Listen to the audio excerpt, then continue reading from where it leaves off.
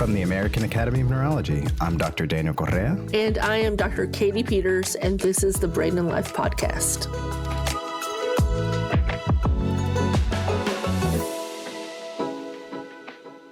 Happy Hump Day, Daniel. You know, we record many of our segments on Hump Day, aka also known as Wednesday. Now, do you do anything motivating on Wednesdays to sort of get you over that hump? Well, one, I just enjoy getting a chance to see you. Oh, thank you. Oh my gosh. Oh, I'm so motivating. It's a fun break in our week. Yeah. We get to sort of, think about and connect, bringing these stories, all of these great experiences to our listeners, and sometimes also get to talk about and hear from your great responses and questions. But typically, I like to start my Wednesdays whenever I can getting outside early in the morning for a long walk with my dog Cookie. No matter the weather, taking that break to just feel the air and just be outdoors before getting back to the office or the hospital really helps me remember the relaxation of the weekend and put my week in perspective. Well, I just love that you get out there with Cookie and get some fresh air. I'm sure that Cookie appreciates it. Now, I love to listen to uplifting music. It makes me want to sing along, or whether I'm learning a new dance on TikTok. I did learn the Apple dance. I don't know if you've had a chance yet, but I think it's a great way to stay motivated and it's sort of to get ready for the rest of the week. In this episode, we actually got to really focus in on music again. We got to hear from Drake White. He's an American country music singer. And he definitely sings the kind of songs that you can sing along to and feel uplifted when you listen to it. And I particularly like Making Me Look Good Again. It's one of his famous songs that he's done. And he talks about his music, but he also talks about how he had to deal with a condition called arteriovenous malformation, also known as an AVM. And it led to some complications and a bleed in his brain, but he's doing fine now and recovering. So we're going to hear from him today.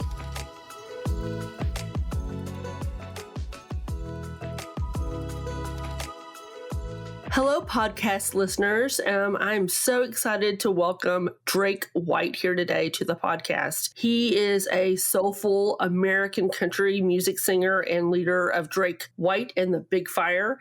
And, when I listen to his music, it's country, but it has like this soulful tinge, and I really appreciate it. And I also love all of his wonderful lyrics. They really do come from the heart and resonate with so many people, including myself. Now, in 2019, he was diagnosed with a condition called an arteriovenous malformation, also known as an AVM. So we're going to use that term. And we're going to learn about Drake's singing career, his journey, and his diagnosis with AVM. So Drake, welcome to the Brain and Life Podcast. Well, thank you very much. Thanks for having me. Absolutely. And, I can look at the background. I see you've got some wonderful pictures on the wall behind you. Even though our listeners can't see, can you just tell us where you're joining us from today? So I'm upstairs in my studio in my house. I live in on a farm about 20 minutes north of Nashville. And 20 minutes, still Nashville's grown so much, but if you go 20 minutes outside of Nashville, you're in the country. And I grew up in the country, very rural upbringing. And so that's what I've got. I got about 20 acres out here with some ponds. And so I'm just in my studio, just upstairs, just hanging out. Sounds like a great happy place. I'm also from a really small town in Tennessee, so I know exactly where those locations are. Can you tell us more about you and sort of your role as a country music star? Yeah. I grew up like you're saying in this small town of 3,700 people, just one stoplight, a Sonic, and, a 2-lane highway getting through, and you blink and it's over. I grew up playing sports and baseball and football, found out that I could sing kind of through campfires and church and different social gatherings like that. But it wasn't really till college that I really found out that that's what, God put me on earth to do. I went to school at Auburn University there in Alabama and graduated with a building science degree. So got through that, and through my experience through Auburn, I had started a band and decided to move to Nashville.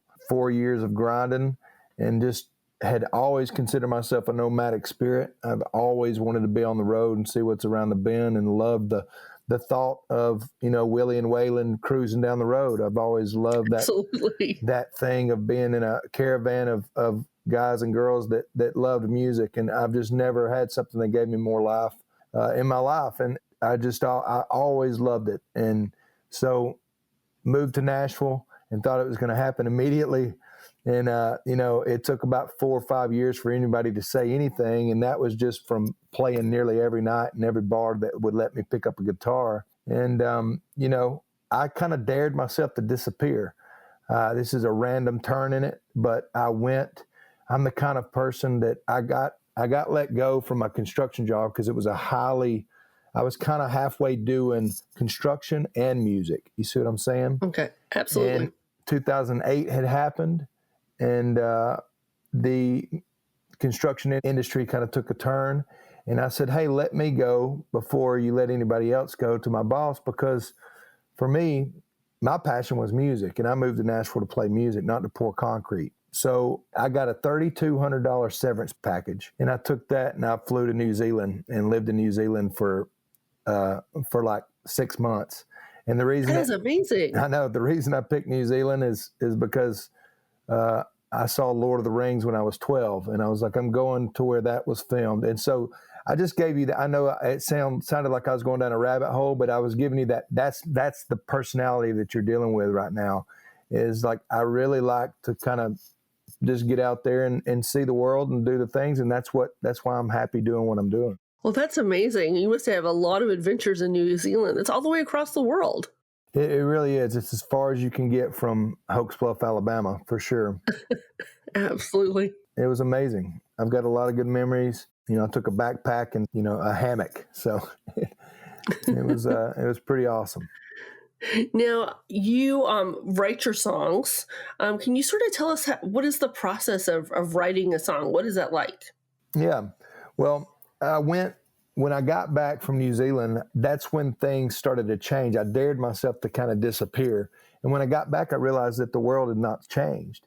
So that process for me started taking shape when I was 14 years old, and I didn't even know it. But the New Zealand trip just kind of sparked everything and just gave me confidence to survive on my own and do my own thing. There is no rhyme or reason to my creative. Like, I could be writing a song right now over that picture over your right shoulder. I've been trying to figure out what it is, by the way. So like, that's my brain's always like getting ideas and getting things. And I'm the man of 10,000 ideas. I drive my poor wife crazy because, it's hard to sit through dinner without hearing a melody or hearing something. And there's no rhyme or reason to what I do. I freestyle like a rapper sometimes. I write like Hemingway or Faulkner sometimes, or I'd like to think I do. And sometimes it's a guitar thing that sets it off, a melody. The music comes first or the beat comes first. But I love to write a lot. I like to write every day in some form, whether that be journaling, whether that be studying scripture or whatever I'm doing. I like to read, write, and be in that for 10 minutes a day. I'm not talking about an hour. I can only do 10 minutes, 10 or 20 minutes. But when I'm writing a song, a lot of times we co-write in Nashville with 2 or 3 people. And we'll get them together, and it's 3 people usually with guitars and music roll around Nashville, and we sit down, and sometimes we do it that way. Sometimes I do it fishing. Sometimes I do it hunting. So it's all over the place.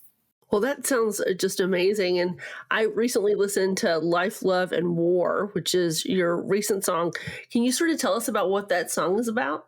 Yeah, so the chorus of that song is, there's a preacher's fire in your eyes and you smile like your mother. So it's about my son, Hawk. We went through about 7 years of infertility trying to have Hawk, went through IVFs and IUIs and all kind of stuff. And I watched my wife navigate that so gracefully. And so there's a preacher's fire in your eyes. My grandfather was a preacher, so I see my grandfather in him. I see my bloodline in him. My wife's always smiling, and he just came out smiling. That's just the way he was. Immediately. And so that's the first couple of lines. I won't go through all the lines, but it's all about him.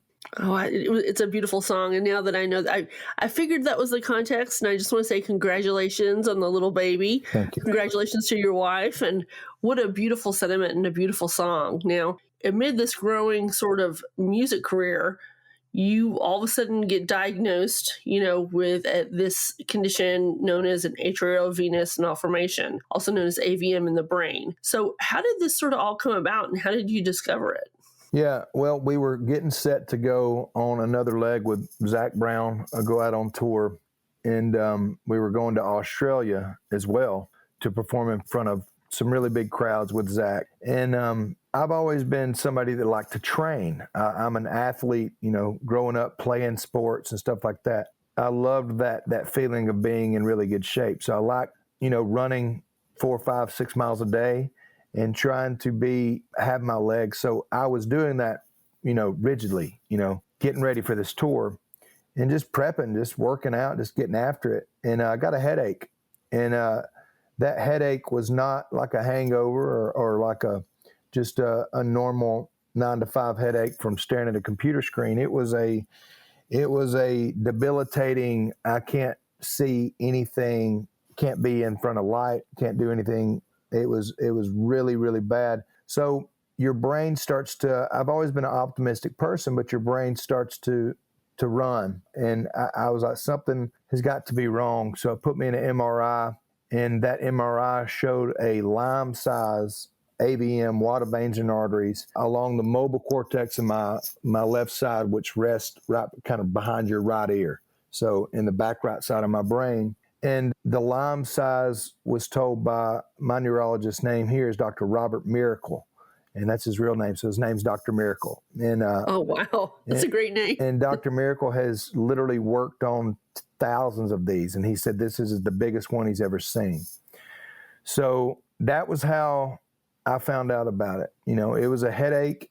And I learned later that most people find out about these things around their 55, 60-year-old age, and they find out about them, because they pass out in the yard, or they something like that, or they end up dying, or whatever, and they're just kind of silent killers. But Dr. Miracle said that because I was so active and I sang with such intensity, when I sing, man, there's veins popping out.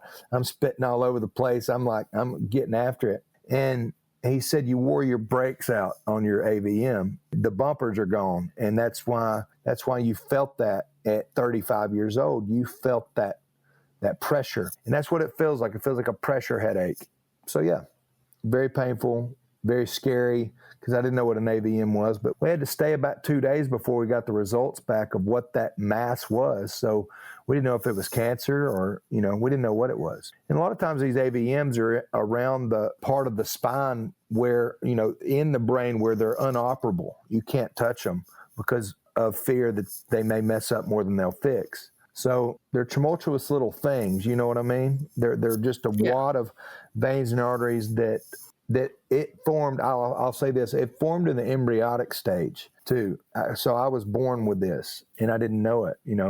I'd never had an MRI. I had all the motorcycle wrecks, all the four-wheeler stuff, all the football injuries, all of that. I've never had an MRI. Why? I don't know, but you can bet your butt that Hawk will have at least a scan to see what's going on.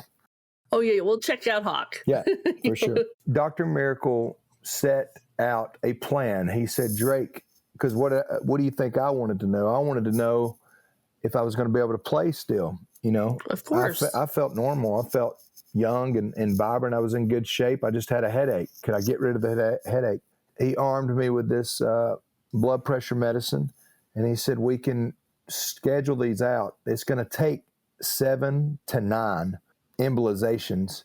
He meant going up through my femoral artery with a catheter into the back of my brain and squeezing it full of onyx, this stuff called onyx, that would actually make it just a lesion, because you don't need, in the part of the brain this thing was in, it was okay. It's still there. It's all glued shut, but it's still in the back of my head, but it's okay. So he said, we're going to do probably 7 to 9. I'll know once I get up in there, embolizations, and we can do them on Mondays.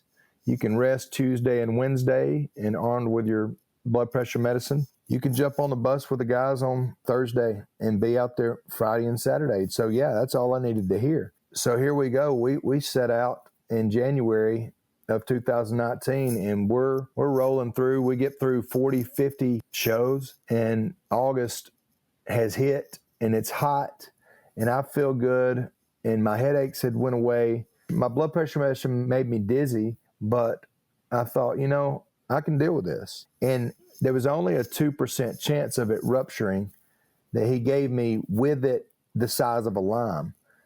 All right. And he said, as I embolize this thing, the chances of it rupturing will lessen. So we were 4 embolizations in and 50 shows into the year. So I was confident. I was really confident that I'd beat this, and just dodged a bullet. And I got out in Roanoke, Virginia. Are you ready for me to go into this? Because this is like, oh yeah. So it's just progressing. I know you're not talking much, but I'm confident. I'm ready to knock these out and continue what I've built. I take the stage in Roanoke, Virginia, and I felt fine. And it was about 95 degrees in August the 16th of 2019. And I start jumping around. I'm very high energetic, performer. And I'm bouncing around, and it's cotton candy and Ferris wheels, and the sky's pink and purple, and there's 2,500 people sweating, and you have all these corn dogs and carnival things going on. And man, I was just in a good spot, and I felt just a little bit of a dizziness, which I thought it was the blood pressure medicine, like vertigo or something. I dealt with that a lot because of the AVM. Pressing on my mobile cortex. That's what it was doing. And I started trying to sing the song about 3 songs into the show, and I couldn't remember the words.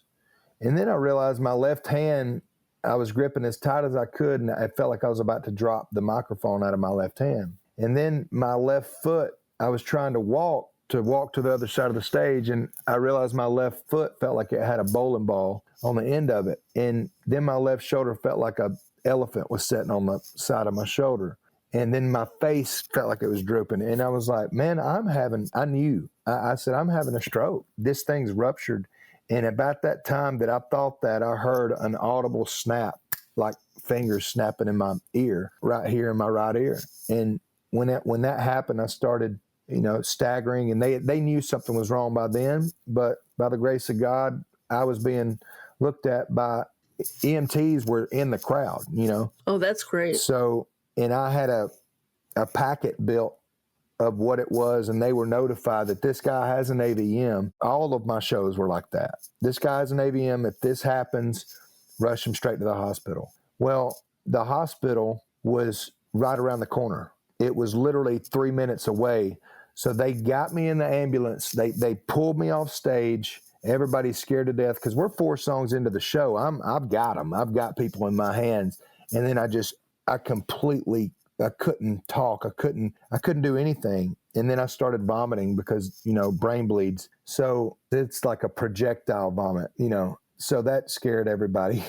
And so they pulled me off stage, and they get me in an ambulance, and we give them the packet. And we said, this is what's going on. And they were like, oh gosh. And get me to the hospital, which is a trauma 1 hospital, which there were neurosurgeons there on staff. Look, it was angels is what it was. And I was able to get that brain bleed to stop bleeding within 17 minutes of it starting. And that's what saved my life. And it barely did that. Like, I felt like I was coherent the whole time, but I was not. They were a very, a student kind of situation hospital like Vanderbilt, where they're teaching the students how to be doctors. So there was a lot of people in there like evaluating me. And I was like, why are all these people in here? And what they were doing is deciding whether they were going to put a drain in my brain. And they wouldn't give me any pain medication, and the excruciating pain, like screaming pain, begging it to stop in my head. And they couldn't give me any pain medication because they wanted to make sure that I was still coherent, not brain dead. And I could hear them discussing that. So that was extremely scary. So you start praying, religious or not, you start praying really hard when you are in that situation, because it's very helpless and very painful.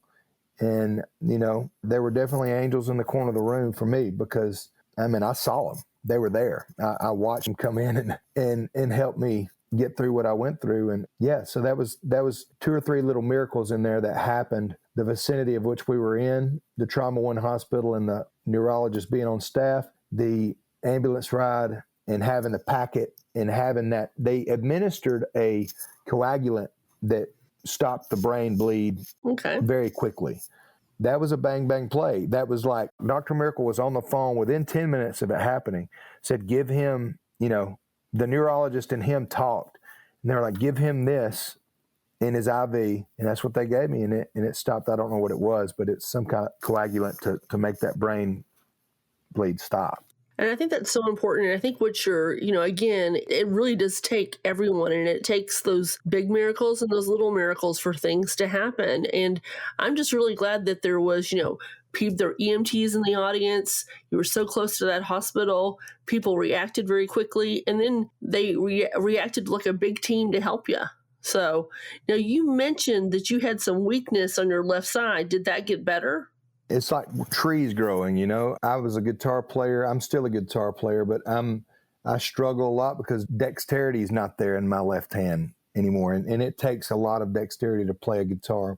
But other than that, I work out 4 times a week, 5 times a week, and ride my bike and do all kind of things because a lot of synergy patterns started forming, and I still have trouble, tying shoes and getting up out of the floor and stuff like that. But the everyday me kind of walking and talking and doing that kind of stuff, I'm able to maintain a normal life. But it's not because I've had to work my butt off with some great PTs and OTs. So shout out to all the OTs and PTs out there. But I had a purpose, and that's what I would say to your listeners out there.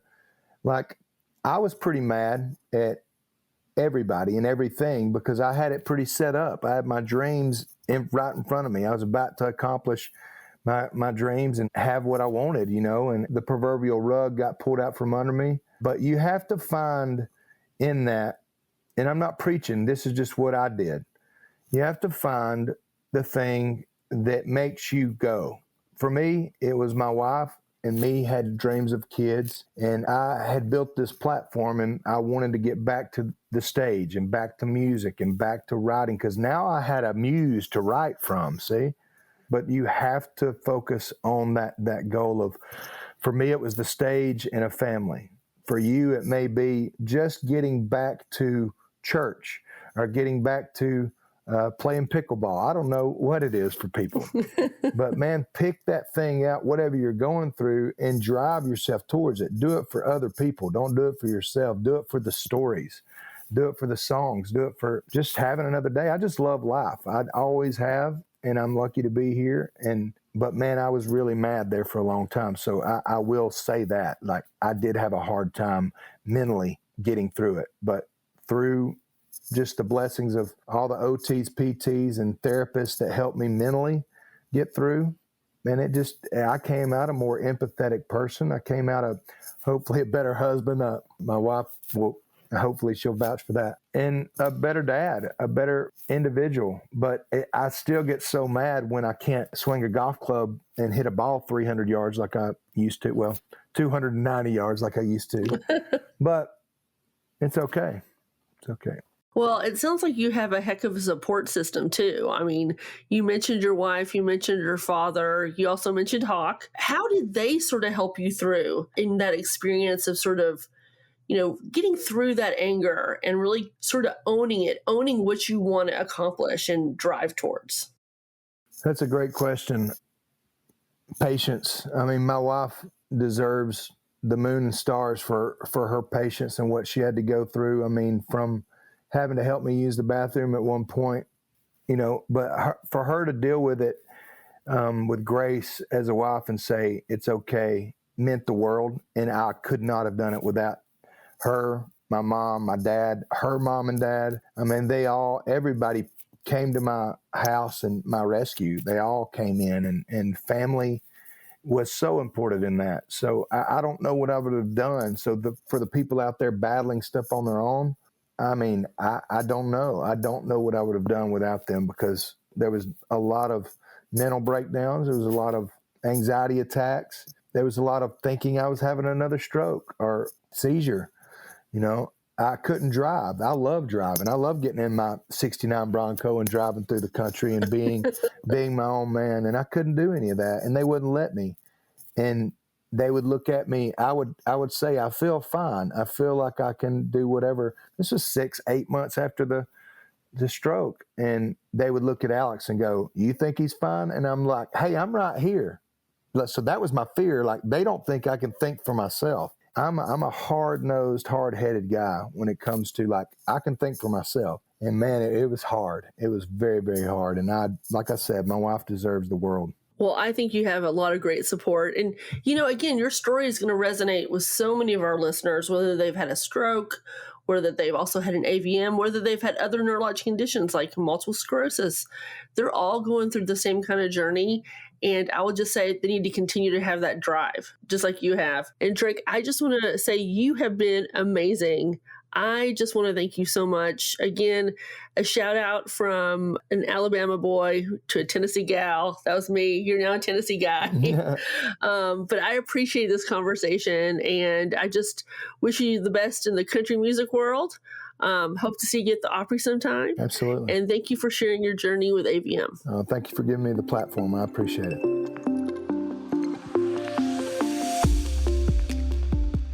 Can't get enough of the Brain and Life podcast? Keep the conversation going on social media when you follow @NeuroDr Correa and @Brain and Life Mag, or visit brainandlife.org.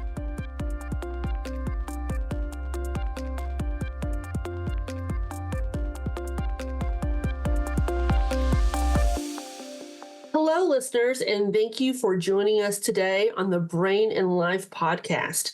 Of course, I'm your podcast co-host, Dr. Katy Peters, and I'm so honored to introduce our medical expert today, Dr. Ali Zomorodi, who will discuss arteriovenous malformations, also known as AVMs. Dr. Zomorodi is a fellowship-trained neurosurgeon with a special interest in cerebrovascular and skull-based neurosurgical procedures. He's a professor of neurosurgery at Duke University School of Medicine, where I am so happy to always share patients with him. He specializes in skull-based tumors, certain types of vascular tumors that affect the brain aneurysms, AVMs, which we'll discuss today, and strokes. So welcome to the Brain and Life podcast, Dr. Zomorodi. Well, thank you very much for having me, Katy. I'm excited to share some information with your audience and to have a nice chat with you. Wonderful. So before we get into the specifics of AVM, which we're going to chat about today, can you just tell us about yourself and where you're joining us from? Yeah, I'm currently at Duke University School of Medicine, where, as you said, I'm a professor of neurosurgery. I'm actually a lifelong, as they say, Dukey. I came here straight from high school to be an undergrad at Duke, and then I stayed here for medical school and residency and fellowship, and now my career. And somewhere along the way, I fell in love and got married to a professor of nursing at UNC. And so now I have to live in a house where both of my children and my wife are diehard UNC fans. And I just have to stay quiet throughout basketball season. That sounds like a lot of fun through basketball season. Now, I heard another thing that you enjoy is opera, and you actually serve on the the board for the North Carolina Opera. Do you have a favorite piece of operatic music you could tell us about? Yeah, opera, I love opera because it's such a diverse art form. There are composers who write amazing lyrical pieces, and then there are composers who do just unbelievable theatrical productions. And for me, one of my favorite composers for just sheer musicality is Verdi. And I actually am a big, big fan of his opera Aida. Oh, wow. Well, I'd love to learn more. And I want to give a plug to our podcast. This week's episode actually features Renee Fleming, who I'm sure you know. She actually shared information about her personal life and her singing. And she has a book called The Music and Mind, Harnessing the Arts for Mental Wellness. So I'm going to encourage you to check it out. Yeah, I'm looking forward to listening to that. I actually have a recording of her singing some of the Mahler's songs, which I've listened to almost once a month for the past 10 years. So I'm a big fan of hers. Well, great. Well, you're a neurosurgeon. You specialize in vascular tumors and malformations in the brain. Now, can you tell us sort of what are some of the common types of vascular tumors and malformations? Sure. So vascular tumors are tumors which are uncontrolled growth of essentially blood vessels in the brain, and they're treated like tumors. They're very rare and they can cause some bleeding, but oftentimes they present because they assume a large mass and take up a lot of room in the brain. The most common of these rare vascular tumors is what's called a hemangiopericytoma, which is associated often with a genetic disorder, and that's the condition in which we often encounter it. On the other hand, vascular malformations are not tumors, but what they are is, as the name suggests, a malformation or an abnormality in the blood vessels that changes the shape or the structure of the blood vessel, or changes the way in which the blood vessel is connected to other blood vessels. And typically what this does is it can disorder the organized progression from a high pressure artery to a low pressure capillary to a almost no pressure vein. And that short circuit that can develop as these lesions sort of undo that progression can result in patients having bleeding from the lesions. That sounds pretty scary for our patients if they were going to have a brain bleed. But now, specifically, what is an arteriovenous malformation? So the arteriovenous malformation is one of the more common types of these vascular malformations, and it does exactly what I was hinting at. Basically, it's a direct connection between a high-pressure artery and a low-pressure vein without any intervening capillaries to decrease the blood flow. And what winds up happening as a result is you have very rapid flow of high pressure blood into a system that's only designed to handle low pressure blood flow and slow blood flow. If you look at these under the microscope in the brain, they look like a tangle of blood vessels, and there's no real brain material in the midst of the lesion. But it does have what's called a nidus, which is where these connections between the arteries and the veins can happen. And because the veins can become overwhelmed by the high pressure flow, they dilate and become quite large. And they can even develop little aneurysms or varicosities on them. Now, are there certain types of people that are more predisposed to these AVMs? Well, it's thought to be a congenital lesion, although we're starting to see that there's a spontaneous formation of it. There is one condition called HHT, which is a genetic condition that can predispose people to develop AVMs. But otherwise, it's considered to be a spontaneous thing without any risk factors for its development. And so if someone has an AVM, what are the symptoms that they would see? That's sort of the scary thing, is oftentimes these things can be present and growing without causing any symptoms whatsoever. Okay. But in rare cases, they can bleed. And so the patient will present with the symptoms of an acute bleeding event in the brain. That can be the sudden onset of an excruciating headache, some loss of neurologic function, or even loss of consciousness. Other times, these lesions without bleeding, they can rarely cause seizures to happen in patients. And if they get to be very large, especially if that vein that gets dilated and engorged starts to get so big that it presses on adjacent neurologic structures, patients can develop some symptoms from that. One of the typical ones is when a vein associated with an AVM presses on the nerve that controls the sensation to the face. Patients may develop some numbness or even pain in the face, and that might be how they come to be diagnosed with their AVM. So it sounds like these can just be found incidentally, or you have a neurologic symptom and you get imaging and they find the AVM. Is that correct? Yes, that's exactly right. And so we interviewed Drake White. He's a country singer. He has an AVM. He had to undergo a procedure for it. How does a course for somebody with an AVM differ from patient to patient, and how? Yeah, so we've studied AVMs and studied how patients respond to treatment for AVMs, and what we've learned is that we need to be very deliberate about who we choose to treat and how we choose to treat them. We need to have an idea of the risk of the natural history of the AVM. So how likely is it to bleed and cause some neurologic problems for the patient? And how risky is the treatment of that AVM going to be? And so we can determine that by doing some imaging studies to get a better sense of the anatomy and the location of the AVM and what neurologic structures are associated with it. Then, if after we do all of that, we weigh the risks and the benefits, and we decide that treatment is necessary, we may undertake a course of treatment that involves either radiation or embolization, followed by microsurgery on the brain to remove the AVM.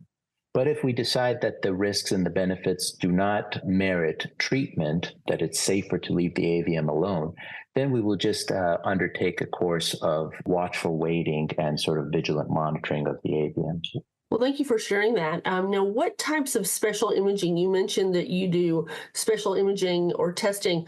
What do you do? What is that special imaging? Yeah, well, what we've learned in order to determine the risks of the AVMs, we have to know what blood vessels supply them and how the veins that take the blood out of the AVM, where they are going and how they're connected back down to the heart. And we need to know what functions in the brain are associated with the area where the AVM resides. So in order to do these things, we do non-invasive imaging. An MRI or a CAT scan allows us to see the location of the AVM and what adjacent brain structures that are surrounded and what function they may serve. If we find that the AVM is close to what the so-called eloquent brain, which has very critical functions associated with it, we can follow this up with a functional MRI scan that actually gives us a map of what functions the brain regions around the AVM serve. And that allows us to determine if the AVM is in a non-eloquent or eloquent area and what might be the risks of trying to approach this AVM. And then the most important study we do is a diagnostic angiogram, where we place a small catheter into the blood vessels going to the brain, and we inject contrast and get high-resolution films made that allow us to actually map out the exact anatomy of the AVM. And we can see how many blood vessels are feeding the AVM and from where, and we can see how many blood vessels are draining the AVM and where they go. And we can put all of this together to get a picture of that risk and benefit that I was talking about earlier. Well, that's fascinating. Now, how large can these get? Like, what is the size? Oh my, they can be quite large. They can take up a whole hemisphere of the brain. Wow. In some patients, but most of them are not that big. Those are very rare, but they can be quite small, less than a centimeter or so in size to quite large, covering an entire hemisphere. That has to be just very scary to encounter, but that's why we need specialized neurosurgeons like yourself to do these complicated surgeries. Now, in the last year, can you tell us about maybe some interesting neurosurgical advances that have been made to treat AVM? Yeah, as you suggested and hinted, these are difficult lesions to take care of for neurosurgeons. And I think some of the most exciting work that's been done in the past year has been on the genetics and the science related to the biology of these AVMs. So we're gaining a lot of insights about the molecular pathways that go awry to allow these AVMs to develop. And we're gaining some insights into some molecular or genetic changes that might actually predispose a person to having bleeding from these AVMs. And very similar to the work that you do with brain tumors, we're starting to look at different medical therapies that can act or interact with some of these abnormal pathways to try to change the natural history of these AVMs. In some mouse studies, we've seen some medications that can actually reverse an AVM altogether. So there is some exciting things ahead. Of course, it takes many years to go from understanding the biology of these diseases to actually having medications that work on them. So for the near future, surgery, radiosurgery, and endovascular treatment are going to be the mainstays of treatment for AVMs. But I'm looking forward to a day where we can treat these medically. That sounds very exciting. It's all about targeted therapy, knowing what you're targeting. So I think it's nice when we can have not just better treatments for our patients, but complementary treatments, both surgery and like a medical side. Yeah, absolutely. And I think, we can potentially use a combination of different modalities to get these AVMs to be safely treatable. So for your patients that have, maybe a surgery for AVM, after they have surgery, what are sort of the next steps that happen for that patient? Yeah, it really depends on how the patient presented. For example, if the patient presents with a hemorrhage from the AVM, the bleeding that occurs from the AVM can cause some neurologic deficits. It can be like a stroke for the patient. They can have a sudden onset of the headache, as I mentioned, but then they can have some lingering problems with strength or sensation or memory or language function. So those are the parameters that really determine what the postoperative care and living with your AVM is going to look like for the patient. It's important that centers that look at treating these lesions actually have a very well-established multidisciplinary program to be able to take care of the patient, not just from the diagnosis and treatment side, but also from the survival and recovery side of the picture. And so it really is a very variable situation for patient to patient, depending on what deficits they may have, what their recovery looks like.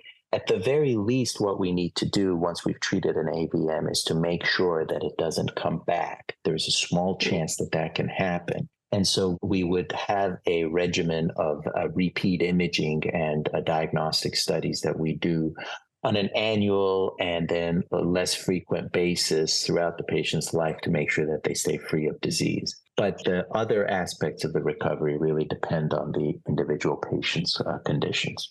Yeah, it's so important to get all those multidisciplinary teams involved, from physical therapy to speech therapy to occupational therapy. And then, of course, your fellow neurologists like myself. Yes, absolutely.